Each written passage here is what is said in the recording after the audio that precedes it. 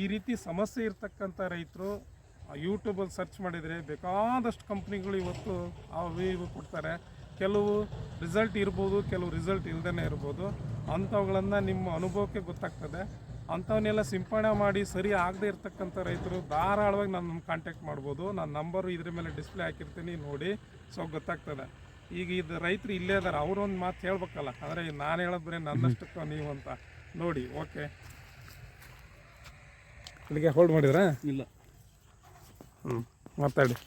ಇವರ ನೋಡಿ ನಮ್ಮ ಅಂದರೆ ನನ್ನ ರೈಟ್ ಹ್ಯಾಂಡ್ ರೈತರು ಇವರು. ಏನೆಲ್ಲ ಮಾಡ್ತಾರೆ ಹೇಳಿ ಸದ್ದಾಮ್. ಇದು ಏನಾಗಿತ್ತು ಅಂದ್ರೆ ಮರ್ತ್ಬಿಟ್ಟಿದ್ದೆ ನಾನು. ಇದು ಪಪ್ಪಳೆ ಬರಲ್ಲ ಅಂತೇಳಿ ನೀವು ಬಂದು ತೋರಿಸಿದ ಮೇಲೆ ನೀವು ಔಷಧಿ ಕೊಡ್ತೀನಿ ಸರಿಪಡಿಸಿ ಅಂದಮೇಲೆ ಸ್ವಲ್ಪ ಇಂಟ್ರೆಸ್ಟ್ ಬಂದಾಗ ಅವಾಗ ಬಂದು ನಿಮ್ಮಲ್ಲಿ ಔಷಧಿ ತಗೊಂಡು ಹೊಡೆದ ಮೇಲೆ 15 ದಿವಸ ರಿಸಲ್ಟ್ ಬಂದ್ಬಿಡ್ತಾನ. ಅವಾಗ ಖುಷಿ ಅನಿಸ್ತು ರಿಸಲ್ಟ್ ಬಂದಾಗ. ಖುಷಿ ಅನಿಸಿದಾಗ ಮತ್ತೆ ಬಂದು ನಿಮ್ಮ ಹತ್ರ ಹೇಳಿದಾಗ ಇನ್ನೊಂದು ಔಷಧಿ ಸಿಂಪಡಣೆ ಮಾಡೋದ್ರ ಮೇಲೆ ಅಂದ್ರೆ ನೀವು ಹೌದು ಅಂದಾಗ ಮತ್ತೊಂದು ಸಿಂಪಡಣೆ ಮಾಡಿದೆ ನಾನು. ಇನ್ನೂ ನನ್ನ ಲೆಕ್ಕಕ್ಕೆ ಇನ್ನೂ ಅದು ಸಿಂಪಡಣೆ ಮಾಡಿರೋಂಥ ಔಷಧಿ ಕೆಲಸ ಮಾಡಿಲ್ಲ. ಹೊಡೆದು 8 ರಿಂದ 10 ದಿವಸ ಆಗಿದೆ ಅಷ್ಟೇ ಅದು. Okay Saddam, thank you very much. ಮುಂದೆ ಒಳ್ಳೇದಾಗಲಿ. ನೋಡೋಣ, ಬರೋ ದಿನಗಳಿಂದ ಇನ್ನೂ ಚೆನ್ನಾಗಿ ಇಂಪ್ರೂವ್ಮೆಂಟ್ ಮಾಡೋಣ. ಆಮೇಲೆ ಇವರು ನನಗೆ ಭಾಳ ಒಳ್ಳೆ ರೈತರಾಗಿರೋದ್ರಿಂದ ನೋಡಿ ಏನೆಲ್ಲ ಒಂದೇ ಬೆಳೆಯಲ್ಲಿ ಮಾಡ್ಬೋದಂತ. ನಾನು ಇದನ್ನು ಒಂದು ವಿಡಿಯೋ ಮಾಡಿ ಹಾಕಿದ್ದೆ. ಅಂದರೆ ಬೆಂಕಿ ರೋಗ ಸುಮಾರಷ್ಟು ಅಟ್ಯಾಕ್ ಆಗಿತ್ತು, ಅದನ್ನು ತೋರಿಸಿ ಹೇಳ್ತೀನಿ. ಇದೆಲ್ಲ ಬೆಡ್ ಕಿತ್ತರೆ ಎಲ್ಲ ಬೆಡ್ಡೆಲ್ಲ ಫುಲ್ ಪ್ಯಾಕ್ ಆಗುತ್ತೆ. ನಾವು ಶುಂಠಿ ಎಲ್ಲ ಆಗದು ನೋಡ್ಕೊತ ಬಂದಿವಿ. ಮತ್ತು ಇದರಲ್ಲಿ ಏನು ಮಾಡ್ಬೋದು ಅಂತ ಅಂದರೆ ನೋಡಿ, ಬಾಳೆ ಗಿಡ ಹಾಕ್ಸಿದ್ದೀವಿ ನಾವು ಪ್ಲ್ಯಾನ್ ಮಾಡಿ ಇಬ್ರೂ.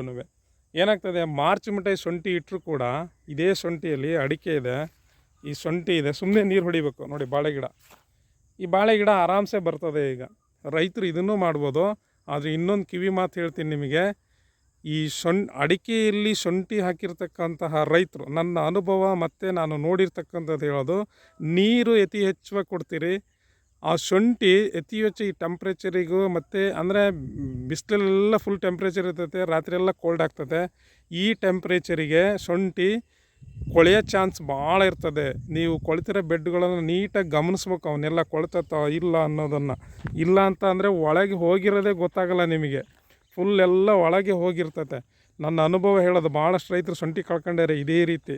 ಇದಕ್ಕೆ ಏನು ಮಾಡ್ಬೇಕಪ್ಪ ಅಂತ ಅಂದರೆ, ನೀರನ್ನು ಒಂದು 8 ದಿನಕ್ಕೆ 2 ಟೈಮ್ ನೀರು ಇವ್ರು ಕೊಡ್ತಾಯಿದ್ರೆ ಕರೆಕ್ಟ್. ಇದು ಮಾಯ್ಶ್ಚರ್ ಕಂಟೆಂಟ್ ಇರೋಂಗೆ ಅಷ್ಟೇ ಮೇಂಟೆನೆನ್ಸ್ ಮಾಡಿ. ಅಂದರೆ ಅಡಿಕೆ ಗಿಡ ಒಟ್ಟು ಬದುಕಬೇಕಪ್ಪ. ಆ ಅಡಿಕೆ ಗಿಡಕ್ಕೆ ಅಷ್ಟೇ ತಲೆಗಿಟ್ಕೊಂಡು ನೀವು ನೀರನ್ನು ಮೇಂಟೈನ್ ಮಾಡ್ಬೇಕು ಇಂಥ ಸಂದರ್ಭದಲ್ಲಿ.